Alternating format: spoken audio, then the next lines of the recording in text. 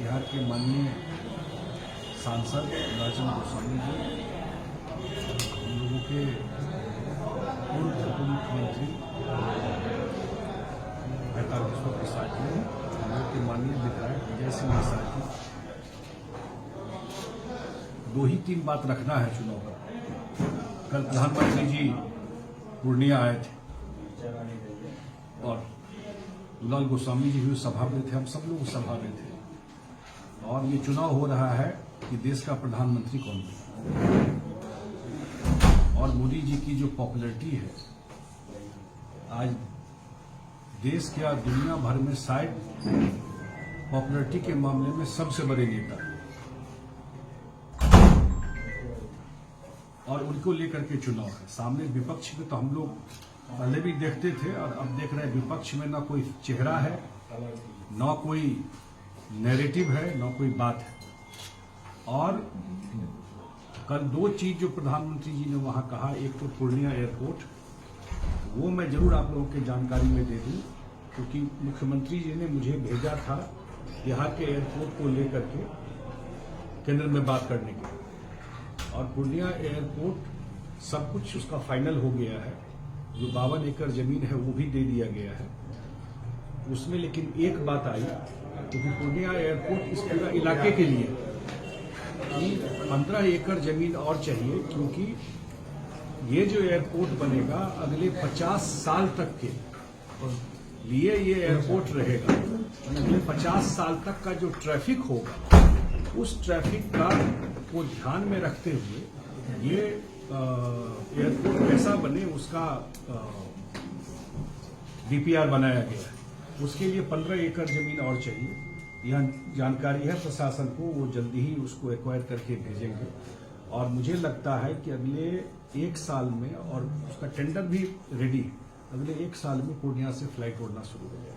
इतनी बात हम लोग की केंद्र से हुई है, और कल ये बात प्रधानमंत्री जी ने भी पूर्णिया में कहा। दूसरा विषय है कटिहार का, जो मुझे लगता है, क्योंकि मुझे नीतीश कुमार जी ने जल संसाधन विभाग का भी मंत्री बना के रखा था, और अभी मैं गया हूँ राज्यसभा में, तो उसमें इस एरिया को का जो फ्लड का इशू है, बाढ़ का इशू है, जो सबसे बड़ा इशू है, इसमें एक बहुत बड़ा काम, बहुत सारा काम हम लोग किए। माननीय जो आपके सांसद हैं, हम लोग का जान नहीं छोड़ते थे, जब भी होता था मनिहारी में हो, गांधी घाट हो, बहुत सारा काम हम लोग फ्लड को लेकर के परमानेंट किए। लेकिन जो सबसे बड़ा मुद्दा था, आपको महानंदा फेज 2 शुरू हो, उसका कितना प्रयास हम लोग कर रहे हैं। सैंक्शन है पैसा, जो काम उस पर शुरू हो जाए। कुछ लैंड एक्विजिशन का इशू है। लेकिन एक चीज जो मैं आपके बीच में रखना चाहता हूं, बिहार का सबसे पहला इंटरलिंकिंग ऑफ रिवर, नदी जोड़ो योजना सैंक्शन हो गया है, वो है कोसी मेची लिंक। और उसमें जो 4 जिला है, कटिहार, पूर्णिया, अररिया और किशनगंज, इस चारों जिला में 2,15,000 हेक्टेयर जमीन का सिंचाई हो जाएगा उससे, और बाढ़ के पानी का प्रकोप बहुत कम हो जाएगा। ये प्रोजेक्ट सैंक्शन हो गया। ये प्रोजेक्ट करीब 6,000 करोड़ रुपए का है। इसमें 60% भारत सरकार और 40% बिहार सरकार इस प्रोजेक्ट में दे रही है। जो बिहार सरकार का हिस्सा है, ऑलरेडी मुख्यमंत्री जी वर्ल्ड बैंक से वहां से कुछ पैसा लेने का प्रपोजल चला गया है, और ये काम जल्दी ही शुरू हो जाएगा, क्योंकि इसका सारा परमिशन काम बिहार सरकार से सैंक्शन, भारत सरकार से सैंक्शन, उसका इन्वायरमेंट क्लियरेंस होता है, उसका फिजिबिलिटी रिपोर्ट होता है, सब कुछ। क्योंकि मैं इस विभाग को देखता था और इस प्रोजेक्ट को मैं देखता रहा, ये सारा सैंक्शन हो करके, जैसे केन बेतवा हुआ मध्य प्रदेश और उत्तर प्रदेश में, उसके बाद दूसरा इंटरलिंकिंग ऑफ रिवर इसी सीमांचल में, इसी कटिहार में कोसी मेची लिंक होने जा रहा है। मुझे लगता है कि पूरा एरिया का कायाकल्प फ्लड के मामले में वो प्रोजेक्ट इम्प्लीमेंट करने से हो जाएगा। तो मैं आज ज्यादा बात नहीं करते हुए आपके माध्यम से ये 2 चीज मुझे आपके बीच में रखना था। और जो माहौल देख रहे हैं उसमें बिहार में नहीं लगता है कि जो विपक्ष है वो कहीं भी दिखाई पड़ रहा है। कोई नैरेटिव भी है उनका, कोई बात भी है जिस पर कि किस मुद्दा पर चुनाव हो रहा है, कौन चेहरा है उनका। नरेंद्र मोदी जी के सामने बताना चाहिए। हिम्मत ही नहीं होता है बताने का कोई चेहरा, पता है कि पहले दिन ही वो आउट होके निकल जाए। और हमारे जो प्रत्याशी हैं बहुत ही, क्योंकि मैं तो जल संसाधन में रहा हूं तो इतना तो कह सकता हूं कि जितना ये फॉलोअप करके हमारे पास, या जब हम लोगों से भी बात नहीं हो तो मुख्यमंत्री जी के पास जाकर के पकड़ना, तो ये सब चीज करते रहे। यही एक दो बात हमको रखना था आपके कुछ।